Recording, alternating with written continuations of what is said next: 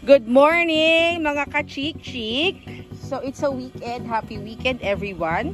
So for today's video, si Papa ay magluluto ng sinigang. At ang labanos or radish ay manggagaling sa kanyang garden. So ito po ang unang ani. Naputo lang po siya pero okay lang po yan. Ayan. Kikita niyo po ba yun? Ayan. Ito po may nakalawit na. Ito po. Maliit lang ba yan? So wag mo na yan. O yan. So, ito po ay trinum lang niya. Via seed to pa, di ba? Kung nabibili lang.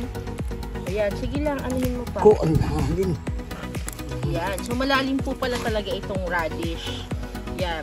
Tapos ito pong ano, yung nalaman namin sa kaibigan niya na taga-Japan, na yung pong dahon ng radish ay pwede ring iluto. Ano pa? Pwede isasama mo rin ba sa sinigang yan o hindi? So, ayan. So, ayan po. Mga ilang buwan to Papa inabot? Mga ilang buwan to? 3 months daw po. So seed lang po talaga yan ha. From seed ha. Tapos yan na po yung kinalabasan niya. Yan. So imagine niyo po. Ayun. Ang ganda oh. Isang buo po yan na radish. O diba ang laking bagay. Nakakatipid-tipid na po tayo. Galing po yan sa garden namin. Galing. Po, isa pa. Ayan, kita niyo po yan. Oh my gosh! Ang galing! So, tatlo po for the day. 3 is enough. Tapos, meron pa siya dito. Meron pa ba tayong seed dito pa? Itatayin na lang ulit natin, no? Yan. So, yan po yung itsura ng aming radish. Tapos, yan. Nung naani po, yan. Ito na po siya. O, diba? Oh my gosh, ang galing. Sa tabi lang po ito ng aming bahay, sa aming mini garden. So, from seed, naging yan. Thank you, Lord. Meron na kaming pangsigang. So, ayan na po. Sinuhugasan na po ni Papa ang tawag dito, ang kanyang nakuhang labanos. Nagagamitin po sa sinigang.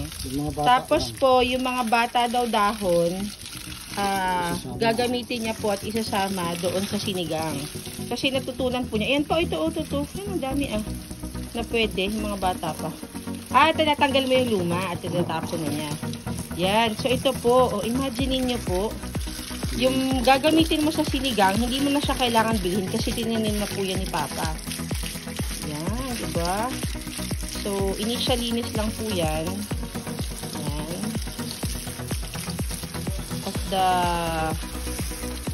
So, ito ang maganda dito, habang naglilinis ka, nadidiligan pa namin yung aming mga halaman. So, two-way po yung gamit ng aming tubig.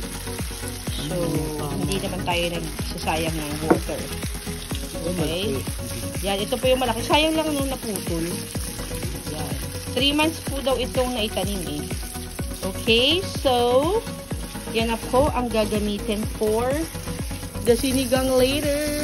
Tatlo po ang aming naani today. Good morning and happy weekend everyone. Bye for now. Hindi pa po, mamaya sasama natin sa video. Ito na po ang kasama po ng sinigang. So magkukuha po siya ng mga kamote tops. Ito po ay sa aming ding mini garden. Sa tabi po ng aming kabahayan. Hello mga ka-chik-chik. Ayan. So yung mga sa top lang po. Yan. Nakikita niyo yan. Yan po yung aming kamotihan. So, ito po inilalagay na dito sa aming mini lalagyanan. Ayan. Ito po ang weekend namin. So, yun pong mga gagamitin, yun po yung maganda dito eh. Yung mga gagamitin mo, yung panggulay mo dito na siya. Ipapakita ko lang din po sa inyo ang tinanim po na saging ni Papa. Ayan. Sa tabi lang din po yun ng bahay namin. Yan, nakikita niyo po ba? Ito po yung next namin aanihin. Ang galing. Meron na po kaming medyo, teka lang po ha, against the light kasi. Pero, nakikita niyo po ba yan? Yan po ay saging na pwede nang anihin pag malaki-laki na. So, medyo madamo lang po dito. Pero, nandito na po yung mga kamote tops na gagawin ni Papa for the sinigang. Yan. Tapos, hindi ko po alam kung kita nyo masyado. Yan na po yung saging. Meron din po kami dito mga tawag dyan. Meron kami dito, ano ba to pa? Ano to? Yung Guyavano. Guyavano. Tapos, meron siya doong inihagis daw na kalabasa. O yun, nabuhay na din siya doon. So, yan. Ito lang po yan sa tabi ng bahay namin. Tapos, ito po yung saging. Meron po kami ditong guyabano.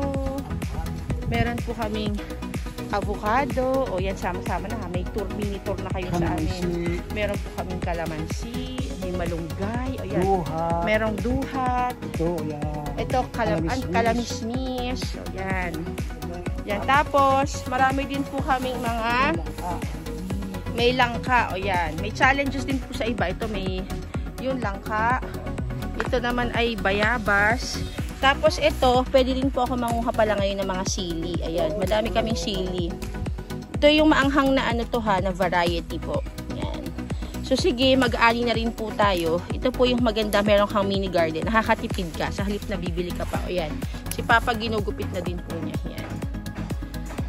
So, ani-ani. Okay, ani tayo ngayon.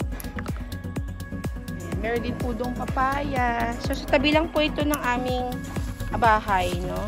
Ayan. So, ito ay guyabano rin. Ano ba ito? Meron na challenge. Lansones ba ito? Rambutan. Rambutan, yan. Kaso may challenge eh. May mga aphids dito. So, yan po. Kalamansi. O, yan. So, yan po ngayon ang aming mini garden. Yun. Tapos, nandun yung mga kamote. Yan. May papaya po din. Lahat. Pwede pang tinola naman. Meron din po kaming alugbati. Nakikita ko po yan kay Margarita Flores. Ginagawa rin niya pong salad. So kami sinasama rin namin yung sa gulay. Meron din daw po ditong santol. At saka yun daw po ay atis. Ayan. So ito na.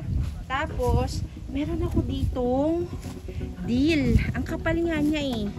Herb. Yan. So dill po yan. Lumago na lang po siya ng lumago. Pwede din po siyang isama sa mga chicken, ganyan. Salad, ayan. So, yan po. Good morning and welcome to our little garden. So, for today, I will be harvesting our red peppers or chili. Ay, naku, nalaglag na. Ano ba yan? Yan. So, today, madami tayong makukuha na mga sili. My husband is from Bicol, and Bicol region is known for their sili. So, talaga pong magagamit namin ng aming sili. So, ang maganda dito ay makakatipid ka ng bonggang-bongga kasi mahal din ang sili ngayon, mga panahong ito. So, kung nakikita ninyo, ako po ay nangunguha ng sili. Nakakatuwa po itong siling ito kasi hindi talaga siya nawawala ng bunga. Para nakailang harvest na po ako dito. Ayan, so as you can see, ang dami po niya ngayon, no? So, ito ay maganda kapag meron kang laing. Nilalagay ko rin po siya sa suka na ginagamit namin. Ang dami niya ngayon. Ayan o, nakikita niyo po ba?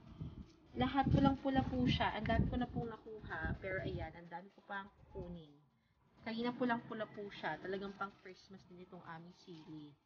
Itong aming silihan. Sa aming munting garden. Ayan po, ang dami niya o, diba? Saya-saya. What a happy day it is. Little things can really make you happy. Ito, kapag nakikita ko na meron akong iha-harvest, it makes my day na. I mean, with all the challenges that we are facing at the moment, we have to see things in a very positive way. You have to turn things into beautiful things at yung mga negativity ay alisin po natin sa ating buhay. So, ayan, marami pa po sila ngayon. Meron pa mga natirang green ones. So, antay na lang po natin sila ulit na red para ma-harvest ko po sila. So, as of now, ito yung nakuha ko. Not bad, no? For sili lovers like us. So, magagamit talaga po namin ito. Bye for now! Hi everyone, welcome to our little garden. So this is the advantage of having a little garden of your own. Makakatipid ka sa sili instead of buying it. So dito ka na lang mangunguha, diba? So as you can see, ang dami kong nakukuha na hinog na, no? Very red sili. Okay, so let's harvest the ripe ones. Ayan, diba? So malaking bagay din to kasi ang mahal na rin ngayon ng sili eh. So ayan, as you can see, harvest tayo dyan. Okay. So ito is ano lang to eh, parang anong tawag dito? Just the buto. Buto ng sili na inihagis dito sa aming mini garden. So ayan, ang dami na. Ang bilis lang niyang kunin actually, parang humihiwalay na agad siya eh. So, sayang naman kasi kung hindi siya kukunin. Kasi nalalaglag lang siya. Okay? My husband family originated from Bicol and talagang favorite niya ang anghang, and nakuha ko na actually yun sa kanya. So lahat ng food that we have, I mean, sinasamahan talaga ng sili. So antayin na lang natin siguro mahinog yung iba pa, no? So ayan siya guys, ang dami niyang bunga. So dito lang siya sa aming maliit na garden, and I don't know for some reason may kumakain ba na ito? Ayun, may kumakain na ng sili. Mukhang meron ding mahilig dito sa sili. So that will be all for now. Bye! This is from our little garden. Ang dami na unang bunga, kalamansi, look. So right now I am harvesting the kalamansi from our little garden. Ang lalaki nila. Yes. I'm just going to harvest yung malalaki na. I'm ready to harvest. The rest, I'll keep them na lang as is para lumaki pa sila ng mas marami. Look po. Ang dami. Ito, I don't know why. Parang medyo iba na yung color niya. So, I'll pick this up na rin.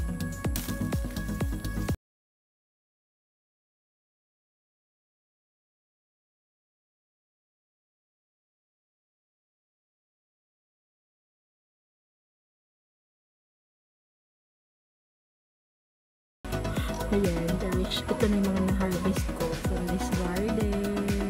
For the calamansi tree that I think I bought this in Santo Tomas Market. Tapos, dinamin lang nipa. Hanggang sa ilalim meron siya.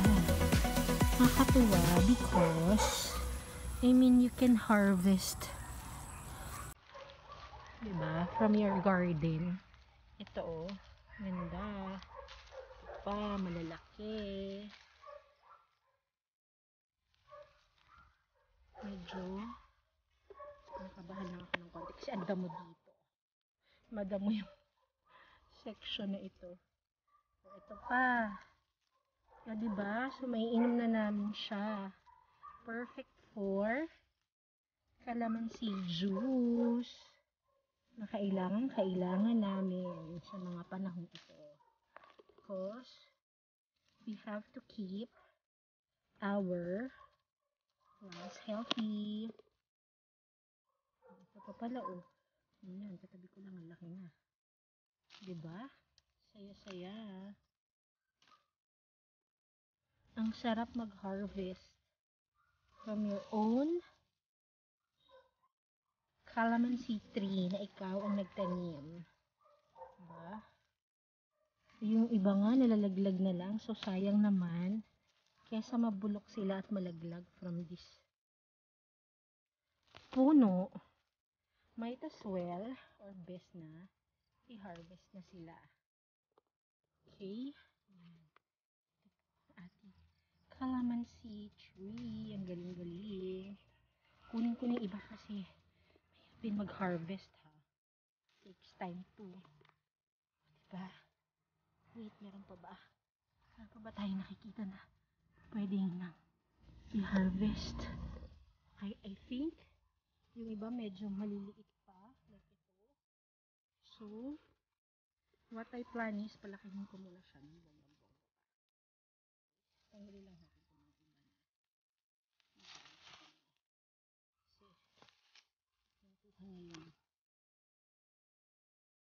Ito, I think, pwede na rin. Yung mga pwede na, go na. Kunin ko na din siya ito. Gagawin ko na siyang calamansi juice later. Thank you, calamansi tree, for giving us a lot of food. Thank you so much. Bye for now. One more. Like and subscribe, everyone. Yes, please like and subscribe to my video, to my YouTube video. Like and subscribe. Yay! Thank you, Gab! Thank you for promoting my video, my YouTube channel. Love you! Bye.